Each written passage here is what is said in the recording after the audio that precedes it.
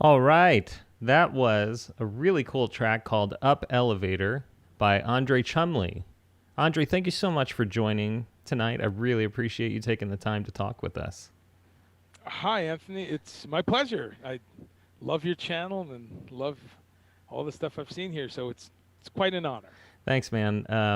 So, you and I have been talking about trying to have a conversation for probably a year. so, I'm, Yeah, we I'm have. I'm super Yeah, glad it's finally working out. yeah. And you have so much interesting history. You have so much cool music going on in your life. And I am just, honestly, I'm mystified when I watch some of your videos because you're in a world I don't understand. It's a world like I come from like if you pluck the string, it does this, and Right, if right. if you have the pedal, it changes the sound. But you come from a world that's almost nothing like that. So if you could introduce yourself a little bit and tell Sure. our audience about your music, that would be great. Well, thank you. Uh, I'll start with an introduction. My name's Andre Chumley. There's a lot of extra letters in there. As we were talking about recently, it's I was born in a British colony, British Guyana, which is now Guyana. So, by the history everyone knows happens in colonies, I got an English name, and so just like Worcestershire or Leicester or something, there's a bunch of extra letters. So Andre Chumley, that's my name, and I grew up a little bit in Guyana, for about 5 years, but grew up in Chicago as a baby, and then Brooklyn, New York, New Jersey, and now I'm in North Carolina the past 13 years, Asheville, North Carolina, which some of the reason I'm here is because of music. I fell in love with this town uh, 15, 20 years ago performing here. And my late partner and I moved here, partially the beauty, the mountains, and everything. But the Moog Corporation was a real big, like, wow, music town and all the music here. So I'm a musician. I play mostly guitar, but I'm also a synthesist. I do a lot of touring as a solo synthesist, mostly modular synthesizers and loopers and samplers and stuff. Um, and I also have a band called Project Object, which is a Frank Zappa tribute group. We're a little bit more than a tribute group because we've had over a dozen of Frank's alumni tour with us or perform with us. So we've been doing that for 25 years. Um, and a lot of other touring and stuff, which is on my websites. A lot of touring with Don Preston from the Mothers of Invention, a lot of electronic music with him. So that's kind of one part of my career, and I do a bunch of other electronic trio rock and roll and stuff. So that's my musician side. But I do a lot of work in the music industry. My day job is either as a tour manager or a guitar tech, bass tech, keyboard tech, and I've been really fortunate to work with a lot of the people we all grew up listening to, from Al Di Meola to Adrian Belew to David Torn and um, uh, Steve Howe. Steve Howe with Yes. Yeah, I've worked for Yes for most of the past decade. Um, Emerson, Lake and Palmer did their final show ever, almost 10 years now. That's Wow. amazing. Wow. Amazing. I can't believe it. Next month's going to be 10 years. So I've been very fortunate to work for a lot of these folks. Eddie Jobson and the UK reunion, John Wetton. So yeah, I pinch myself a lot because I grew up on this music and I still love all of that music and a lot more. So that's kind of that's what I do. That's awesome. Tell us a little about your approach to improvisation because it seems like everything I've heard is very present. It's very in the moment, and you're reacting to what's happening, and that's something I really appreciate about artists like Marcus Reuter, or Robert Fripp with his Frippatronics. A lot of these improvising musicians, um, they'll feel out kind of where they want to go, but the music also leads them. So I'm always intrigued by the perspective of the live improviser. Can you share a little about that? Wow. Well, that's a that's a high bar to be mentioned with those two gentlemen. Marcus is a dear friend, and I I love what he does. Of course, I love what Robert Fripp does, and he's not a friend, but I've met him a couple of times. But both of them, you raised some good points there. Listening, and that's so. I guess I could start right there. Listening, I studied a little bit of music theory in college, just 2 semesters, but a lot of music history, a lot of musicology, a lot of world music, um, a lot of African music, Indonesian music, Japanese music, Irish music, just planetary music, which really was such a good choice because it sticks with me to this day. And one of the common things there is improvising. You know, that's one of the beautiful things at the core of especially Indian music and music from all around the continent of Africa. So listening's a big thing. I go into an improvisational situation, listening to the other musicians, listening to what's the rhythm, what's going on with the tempo, what key is this, so I can not play in it or play in it, depending on how if it's going to be out or it's going to be tonal. But as the years go by, that becomes more and more. As the years go by, that becomes more and more important. You know, I'm a big fan of Pauline Oliveros, who has that whole deep listening kind of concept. So the older I get, the more you just put the horn down, as Miles used to say. So listening. Also, when I perform as a solo artist, it's a lot of listening. I tend to do a lot with looping and loopers and sequencers. Um, and so in that setting as well, able to kind of set something up that I can react to. So like, I might make a loop or make a little sequence that I then have to think about. And then I'll just to wrap up that idea, I think one of the continual battles with music and musicians is that left brain, right brain thing of let's say European style written strict music, like something a Beethoven score or something that's very formalized and has to be this way, so it's correct. And then the opposite end of things, that's improvisational, and much has been written about classical musicians, for instance, who struggle to improvise, just as I would struggle to play some strange Webern or Persichetti part or something.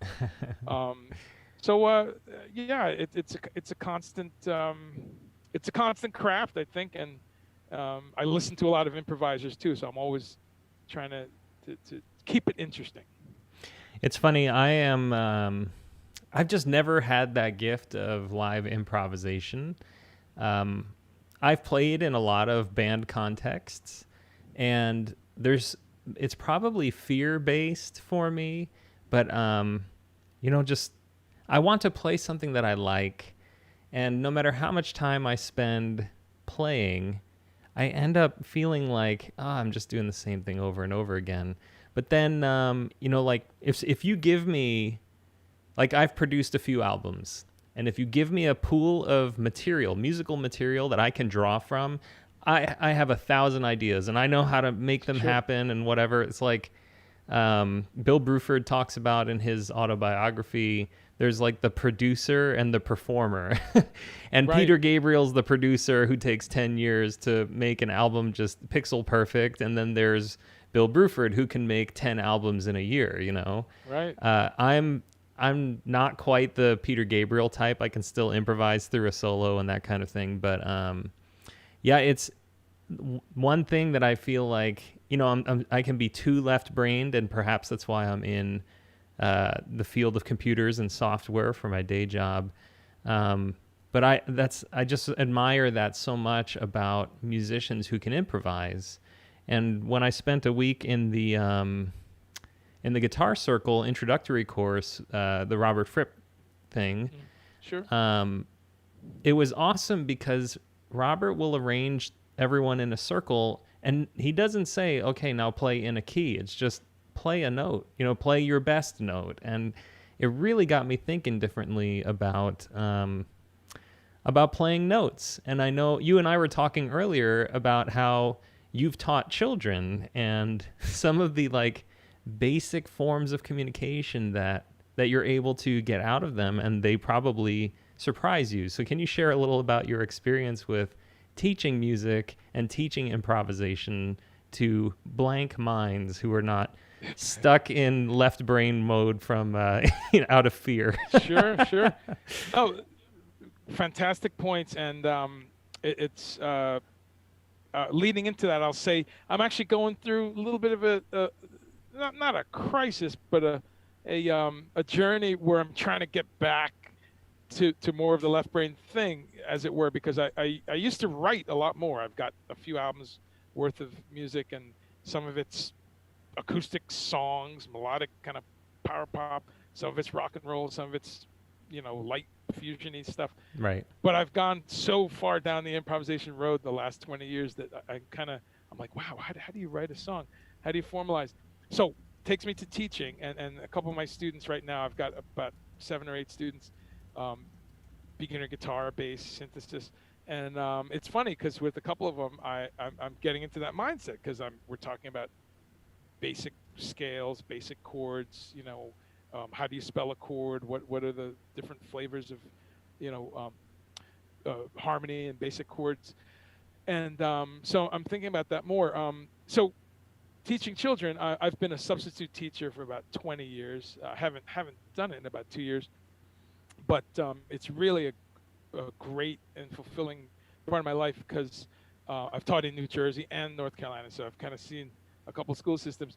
But I don't have any children, but it's been a chance to teach and to teach children, and also to see what minds are like at age 2, 5, 7, 17, and then kind of see some of those kids over the years. One of my favorite things, for a number of years, I substituted at a school here called Hall Fletcher. That's kind of a science and arts focus. So I really enjoyed that time period because I subbed for music class a lot. And we have this great music room with a piano, a couple guitars, marimbas, all kinds of Latin percussion. And so what I would do is set the kids up. I think there's about 10 little wooden marimbas. And so you had some tuned instruments. And I would set the kids up, break them up into different groups. And then these are 3, 4, 5-year-olds, so they're so happy to be counting and they know the alphabet.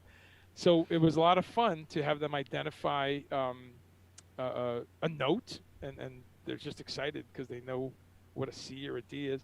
But I'd have them then play in odd times. So I would have, maybe 5 of them play in 5, and they had such fun just counting and realizing that they just had to count to 5 and then go back and count to 5 again. So I would do that, and then I would set up another couple kids to play in 4 or 7 or 3 or whatever.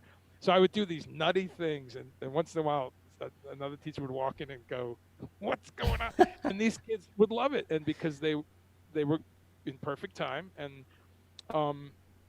so I do a lot of other improvising with these kids and show them hand signals and kind of point to different sections.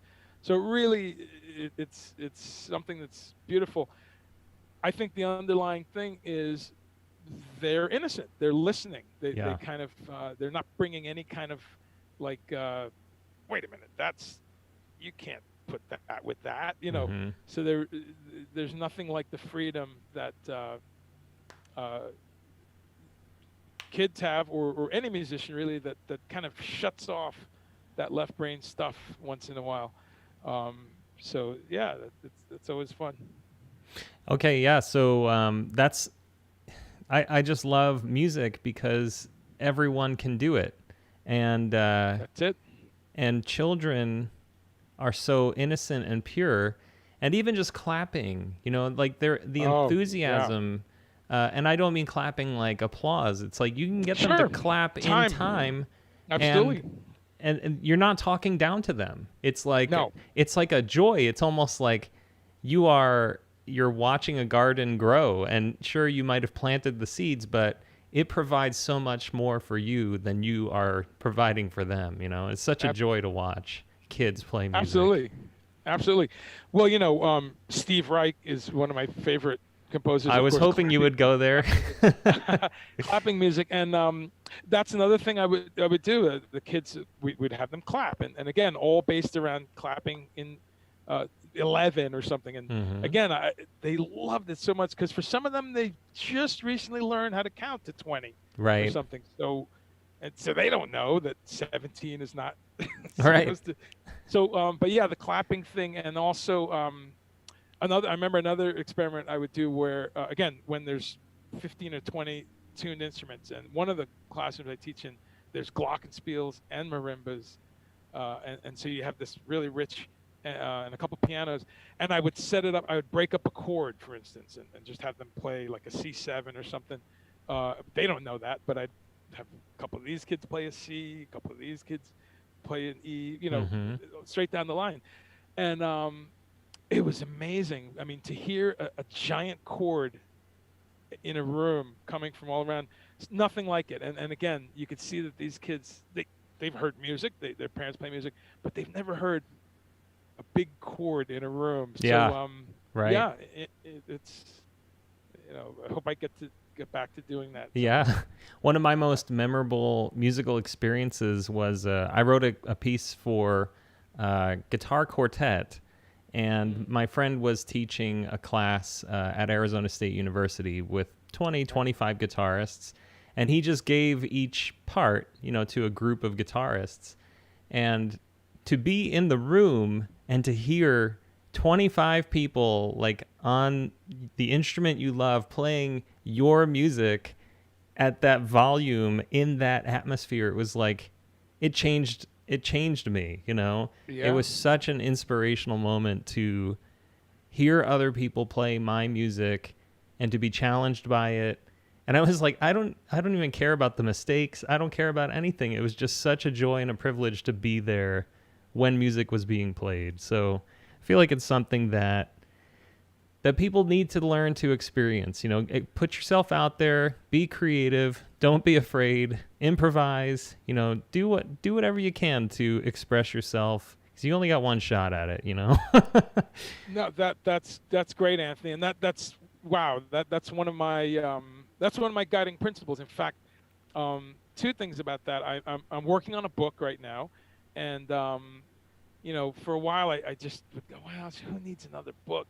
But when I identified a reason for writing a book, and that's exactly it. My book is an attempt for inspiration. I want people to read it, look at the stories. It's going to be just about my touring life and all Hmm. the people I've worked with and traveling to 5 continents and a lot of fun stories.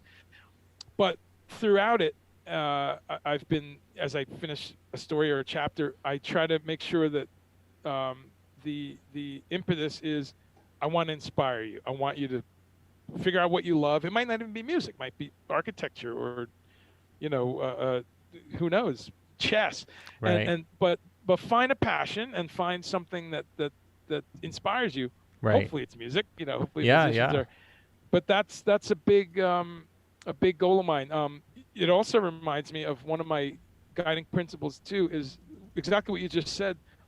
That's really when we look mathematically at the 7 billion people on Earth, and we look at the however many tens of thousands of years humans have been here, hundreds of thousands. I don't know the exact number, Yeah. but certainly music was early on. I've read a lot about Right. Right. early hominids, Hmm. banging on things and monkeys, apes. I mean, there's great recordings of monkeys, you know, doing percussive. So music, sound has always been around us. But one of my guiding principles is that the whole entirety of kind of Western music, especially as it is today, where we think about things, um, we think about recordings and whether it's albums, LPs, CDs, streaming, any of these things. I think it's important to really remember two things. That's just 100 years old, 120 years old. Right, You know, right. And the idea of it making money off of it is probably younger it's than that, you know? exactly. It's very important to, because a lot of people have a real microscope view on this, but you got to step back and remember, yes, the actual concept of music existing out of time from the performance is the blink of an eye in human time. That's number one. And number two, on planet Earth, even right now in June of 2020, the vast majority, 90 some percentile of human beings have never, that are musicians, have never seen a red record light. They're Right. not doing music to make something of it. Mm-hmm. You know, it's someone in Belfast right now who's been playing all their life. They just play. Yeah. They go down to a pub, they play. It's someone in Ghana who is playing and doing some music. It's someone in Chile or Australia or Tokyo, Bulgaria, whatever. The whole planet is teeming with music that, for the most part, is just done because it's music. Right. And my wife and I were out back yeah. in the backyard last night playing Beatles songs and singing, and I was like, this is music. This is great. And I was thinking, I don't care who can hear, like, how off my vocals are or whatever. Like, we're just outside, and it was just a blast. And music is a joy. So we're 25 minutes in, and I want to play a little more music. Sure. So let's listen to another track. And just so everyone knows, Andre has kindly offered to perform for us. So maybe we'll close out the stream with a performance tonight. So let's listen to this song, Acadian Reverie, off of his 2014 reissue album, Enigma with Attitude, and it's available at the Bandcamp URL at the bottom of the screen. And when we get back, you can tell us about We Are Ants to Them. Sound all right? Sounds great. Cool.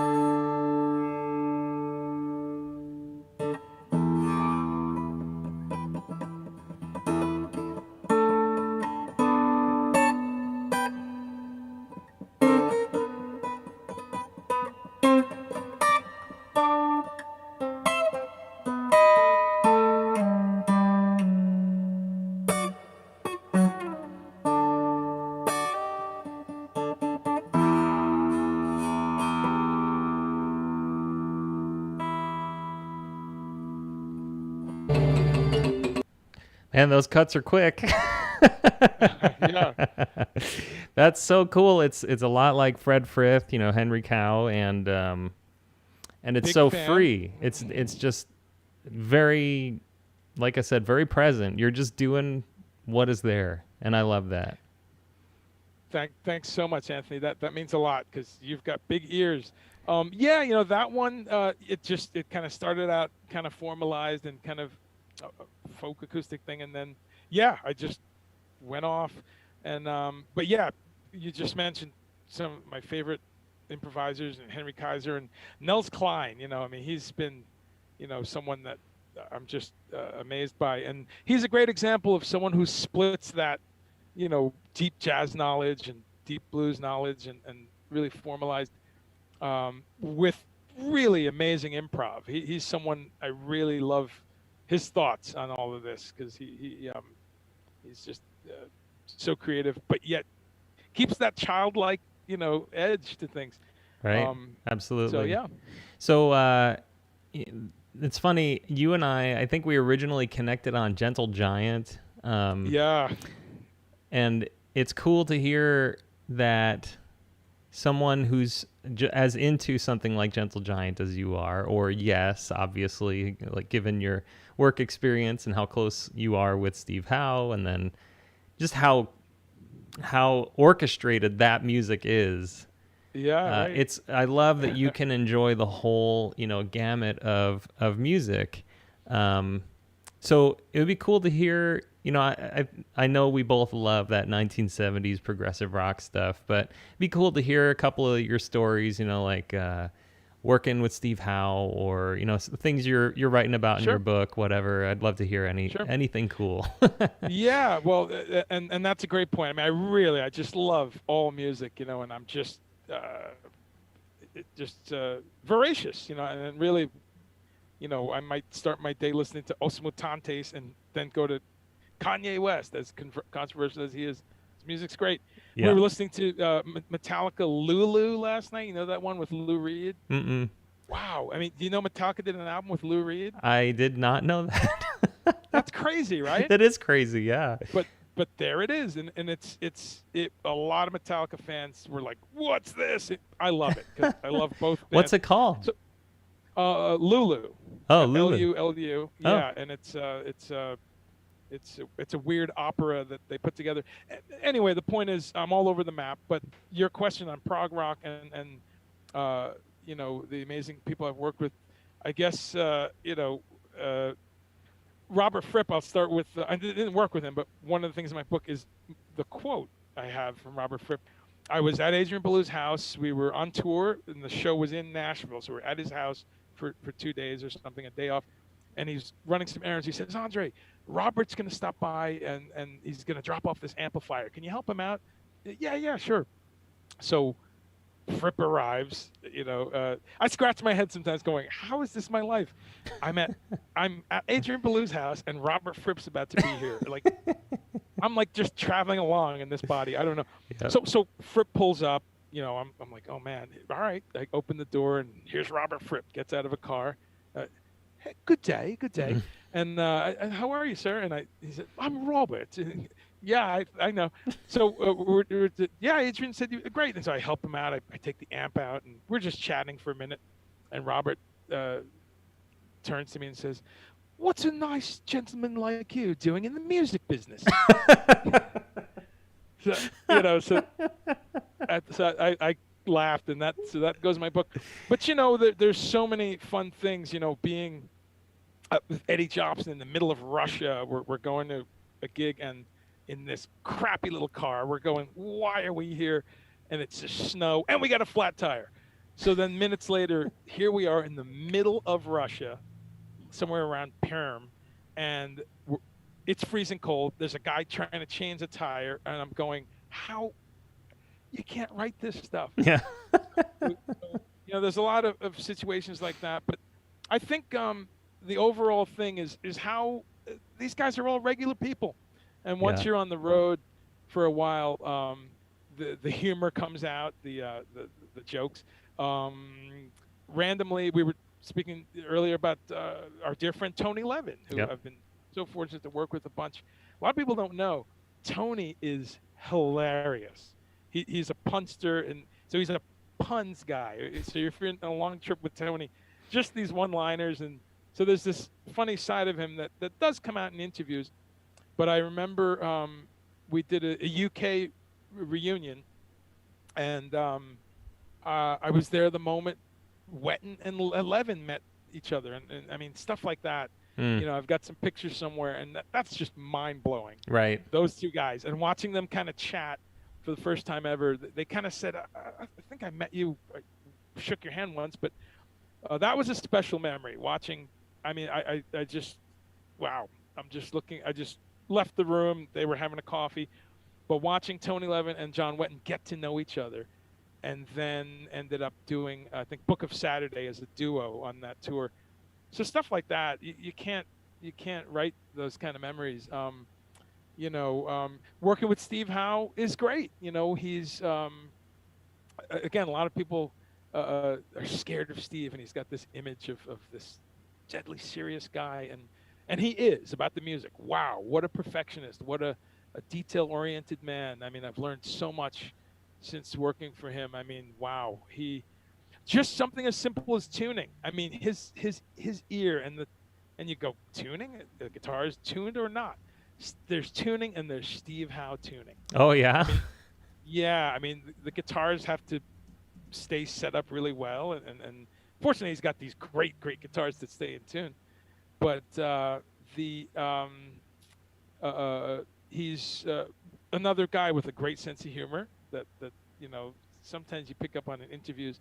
But what I love about Steve, especially as a musician, is the attention to detail, but still having fun. He has a great time, but it's got to be right. The sound's got to be right. So he's really raised the bar for me in terms of what it's like keeping a band together on the road. So yeah, so many fun stories. Again, some of them will be in the book, but let's see. Boy, I don't know. Throw me a name or something. Well, it's funny. I feel similarly, and I don't want to make this about me, but just the feeling of how is this my life? Like I've had dinner with Peter Gabriel. Wow. Robert Fripp has made fun of me. Like personally, Great. several times. Yeah. I've worked for Steve Vai. I watched him have a conversation with Brian May. Like at the Wow. when they were Amazing. the star on the Hollywood Walk. It's just Right, kind of right. like, what the heck? How does this happen? But when you get to know a lot of the musicians, not only are they ordinary people, but the idea that they can't relate to your everyday problems. I mean, when they're home, they're still farting and burping, and they have to change their own strings, and That's it. Yeah. and the that's power it. cable doesn't work for them, and they got to go to Best Buy in their pajamas and get a power cable. It's like, it's the same That's old it. stuff. It just they are producing something, and to me, I've learned, like, hearing your stories, having my own stories. What inspires me is not that these people are up here. It's that we have the capacity to be up there with them. Nothing is stopping any of us except ourselves. Exactly. And, Exactly. I just wrote this book on fracture. And yeah, the Yeah. song is like, it's really difficult. And it took me 22 years to be able to play it. That's But great what you do. thank you. But the idea is the only limitation is yourself.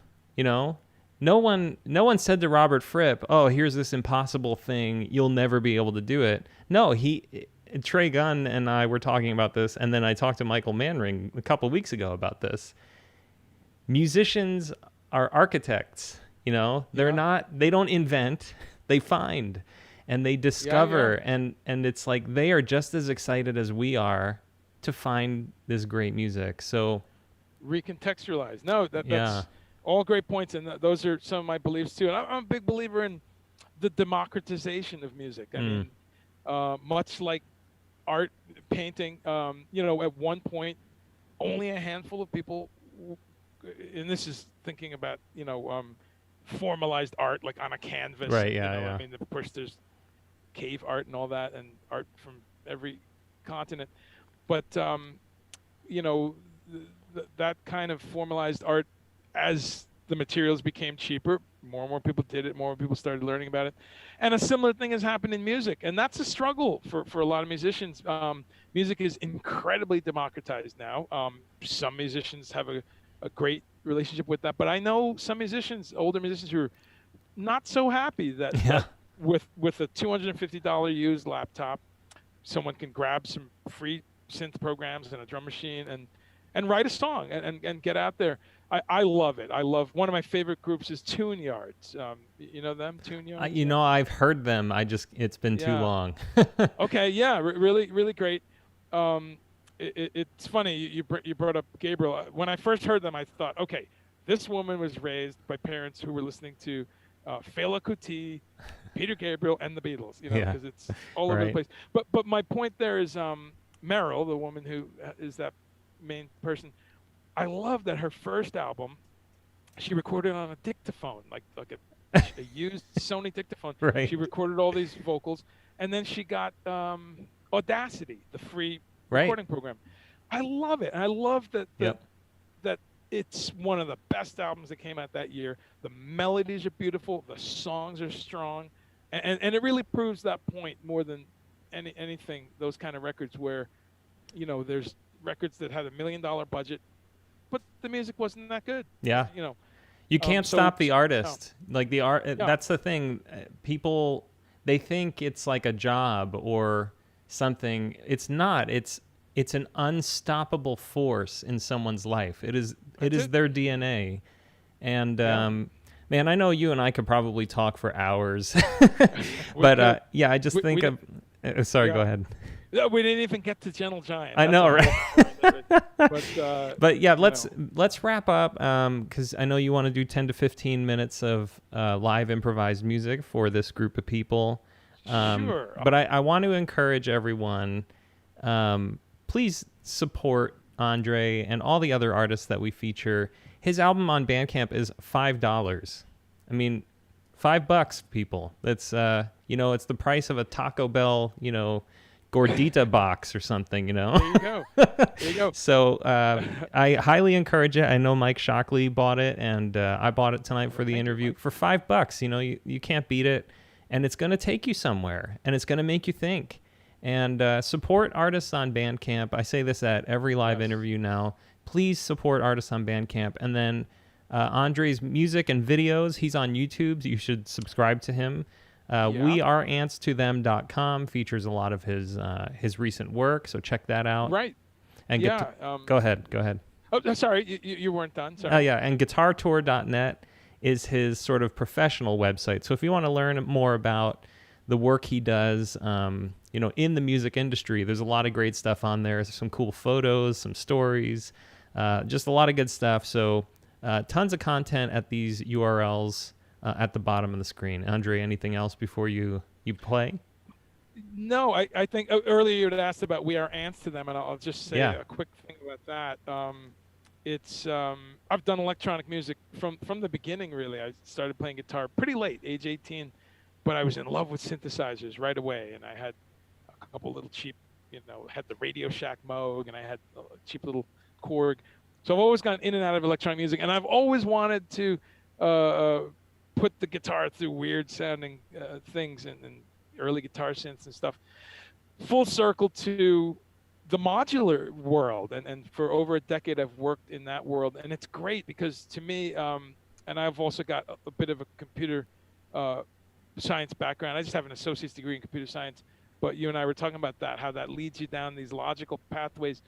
So what's great about modular is it's kind of like ripping open a synthesizer and taking all the parts and then reassembling them, but doing it with a lot of logic, with a lot of like and not or and decision making Right. and stuff like that. So I love finding music in that. Forget the left brain stuff, but I love that. So We Are Ants to Them is that project. It was also my goal to have a real what does Fripp call it? A small intelligent mobile unit. Yeah, I don't know. Yeah, he had. So that's what's great about it too. I can tour with this project with carry-on on a plane. I have a very small synthesizer system. So yeah, people that are interested in that, we are answerthem.com, and it's more that modular side, and that's what I've been doing until we couldn't do shows right now for a while, but it'll come back, and yeah. All right, cool. So everyone, please that's support Andre and his music. Andre, do you need time to set up? I think I can get right to it. Yeah. All right, let's do this. It'll take a few seconds, and I'll be off camera for. I'm gonna play one of your short tracks, and then when that's over, okay. Then we'll cut to your video. Sound good? Great. So I should just start, or? Yeah. I'm gonna play "Man Is Jivin'," and then. Okay, great. That's a great one. Right after that's done, go for it. Perfect timing, because that's got a Malcolm X sample in it. Awesome. So, yeah. All right. Cool. Thank you. Man is jiving him, and then man is brainwashing him. Man is jiving him, and then man is brainwashing him. Man is jiving him, and then man is brainwashing him. Man is jiving him, and then man is brainwashing him. Man is jiving him, and man is jiving him, and then man is brainwashing him every day.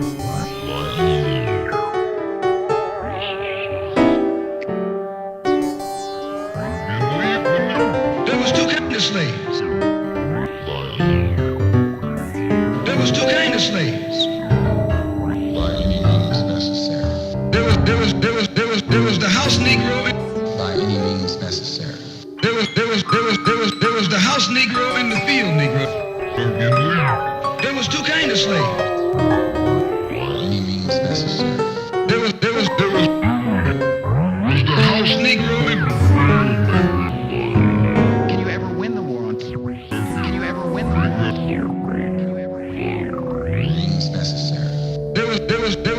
There was the by any means necessary.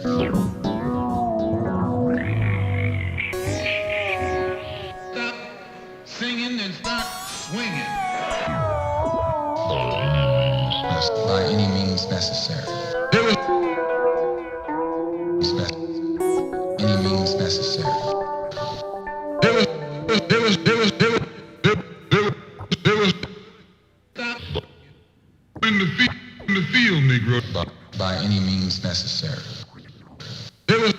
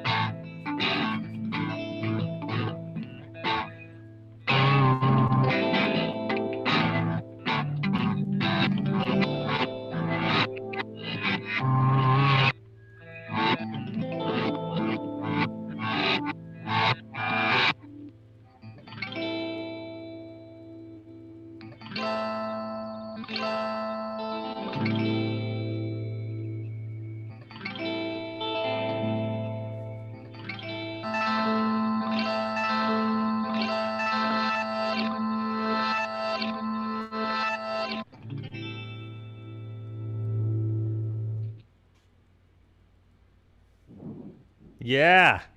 Thank you. Yeah. That was great. Oh, man. All right. Thanks, Thank you. everyone, for joining the stream. Andre, thank you for playing and performing. That was super cool. I love your An expression. honor. All right, An man. honor. All right. Thanks- Hey, everyone thanks on so the much. stream, thank you so much. Have a great night. Thanks for joining us on this Monday. And the next stream we're doing is with guitarist Gretchen Menn. She is an awesome, awesome guitarist. Menn, plays with a band called Zepparella.